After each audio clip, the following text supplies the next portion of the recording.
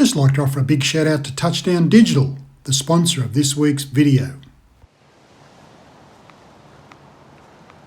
Well, good morning everybody, welcome back to the channel. You're watching Sniper Photography and I'm your host Glenn Samuel.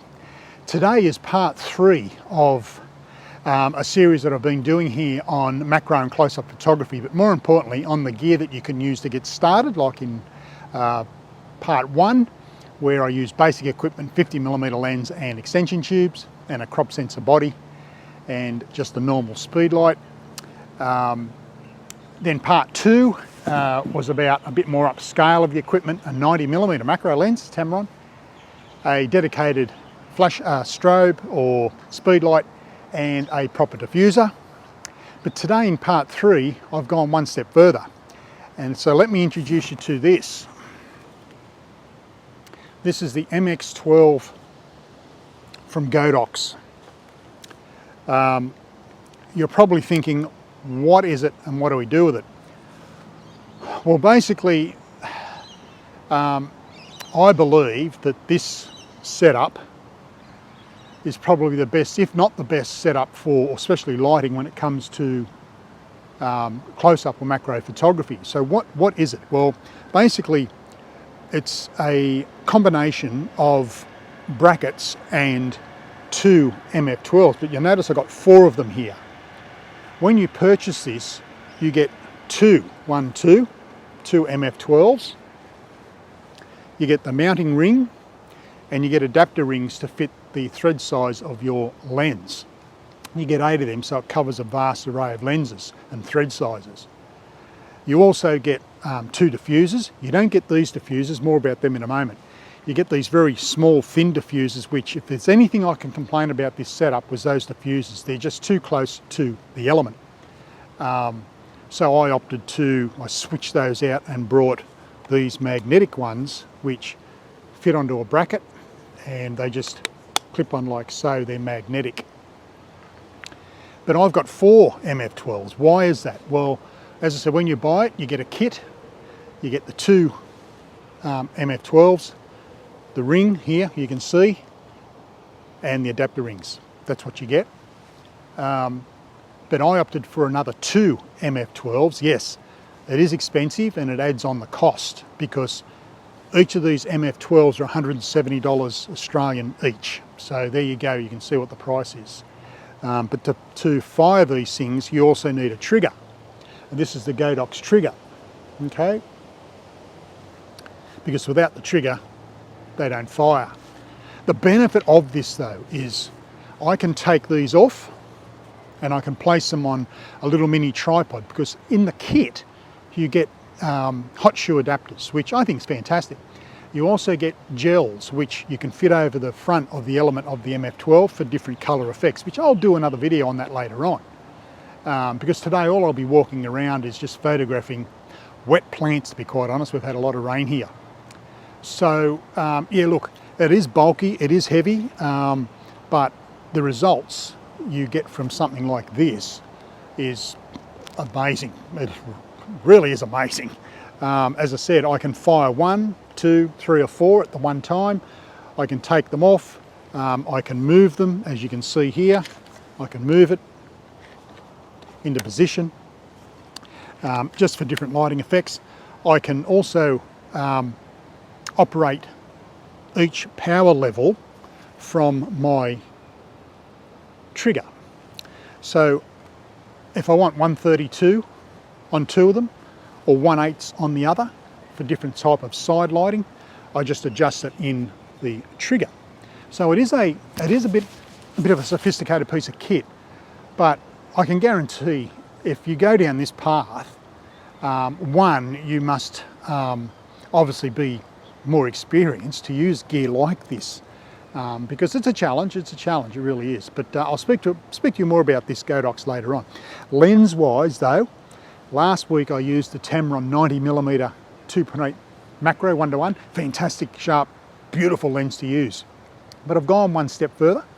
I've now got my Canon 100mm 2.8 macro, which is even sharper. Not by much though, but it is 100mm instead of 90, so my working distance is a little bit greater, which is good for flighty insects and things.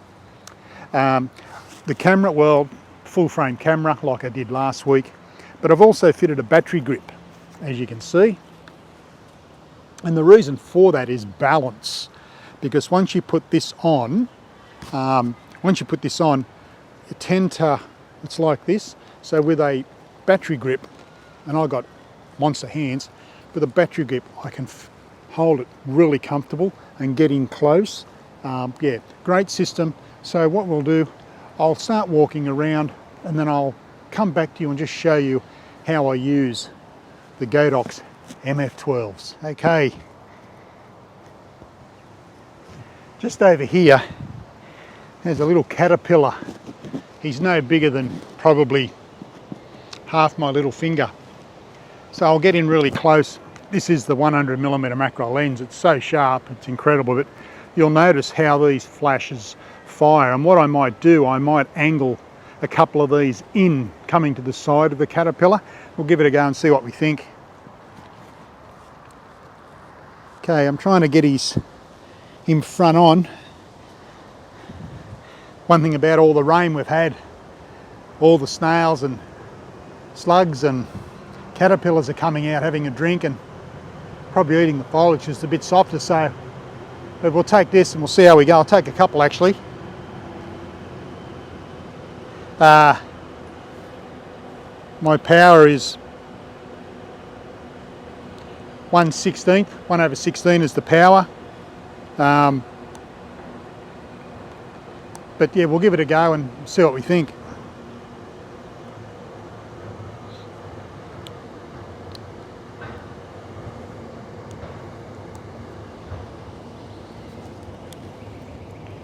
I'm getting close to him.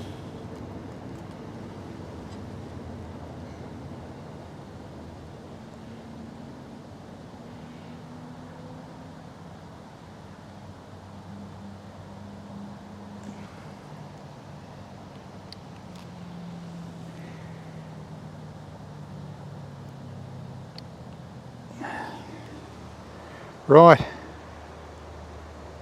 beautiful, really, really nice. I'll put that one up on the screen now so you can take a look. I got really close, seemed to work out quite well. We'll take another one, and this time I'll angle the lights in to him and see how we go. I'll just angle it in like that. As you can see, I'm turning them inwards. Right, let's see how we go here. It's really tricky, but I'm enjoying it.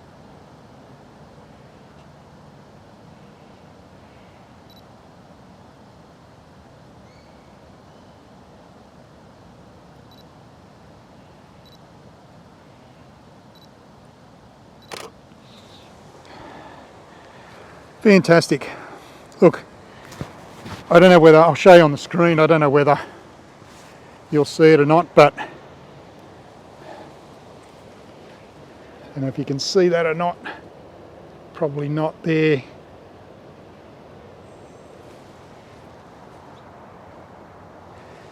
So as you can see, by angling these two in, you get different lighting options. You've got more options doing it this way than having the speed light on top. Otherwise you've got to take the speed light off the camera and hold it like that, which I do sometimes, but so far pretty impressed. Let's see what else we can find. Okay, I found something which is very minute. I don't know whether you can see it or not, but these little berries on this tree here, and they're very, very small, and I'm going to try and get right in close 1:1 macro, and the settings that I do have on this at the moment is 1/16 power, so it lights up very, very well, and I'm able to adjust these. I think this is the key to using this device, is that I can manipulate the angles of light, which gives the image a different perspective, a different look, and that's what I'm liking about it actually. So we'll take this and we'll give it a go, see what we can come up with, and we'll certainly see how good it turns out. So I'll focus on here. I'm at 1:1. Now, when you're doing this type of photography, it's all about the breathing. Yeah, that's pretty good. It's all about your breathing. What I like to do is when you're focusing in and you're starting to do that rocking motion, take a deep breath in, like so. Exhale, exhale, and before you take the next breath, fire the shot. Because what happens is that stabilises the body. And I learnt that very early on in the piece, many years ago, from another photographer. Control your breathing, that way you're not getting any of this nonsense. So that turned out quite well. I'll take a couple more and then we'll keep moving on, and then yeah, I'll get back to you about this magnificent system, the Godox MF12s. Now I just found a little spider. By geez, he's small. You probably can't see it, but it's in amongst here, so I'll get right in close. And I've angled these lights, as you can see, right in at a 45-degree angle. So it's really covering that part of the lens. So see how we go. I'll get in really tight here. I'm only millimetres away from him.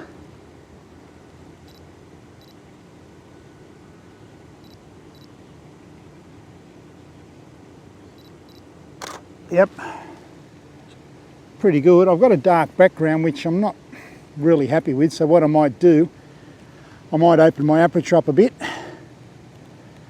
We'll go to f5, and what I'll do, I'll put on drive and just see how the MF12s go with continuous burst.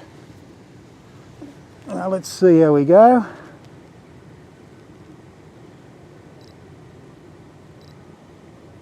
Yeah.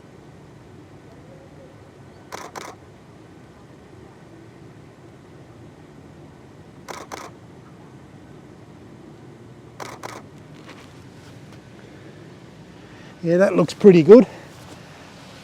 So these, the MF12s, they can fire pretty quickly as well. So it's basically like continuous sort of light. So geez, this is a good system, but I'll keep going and I'll come back to you very shortly.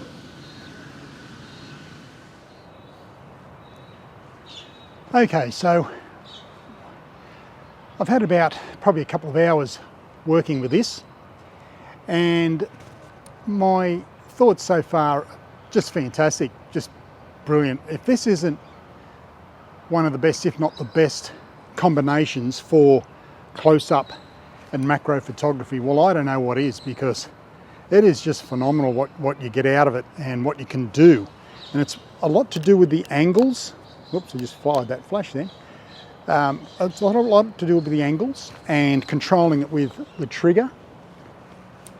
Look, this system, I have to say, is for the advanced photographer. There is no doubt about that, because you've got to know how light or artificial light affects your images, and then how to angle these particular speed lights, the MF12s, to give you a pleasing result. Now, I know a lot of photographers talk about using natural light, and I use natural light as well, but you can't shape natural light unless you have some sort of reflector or a scrim, which I will do a video on that probably next couple of weeks. I do have reflectors and scrims that I can put over the top of plants and bugs and insects and things like that, but I just like the fact that using speed lights like I was in the last two videos, part 1 and part 2, but then when you get to a system like this,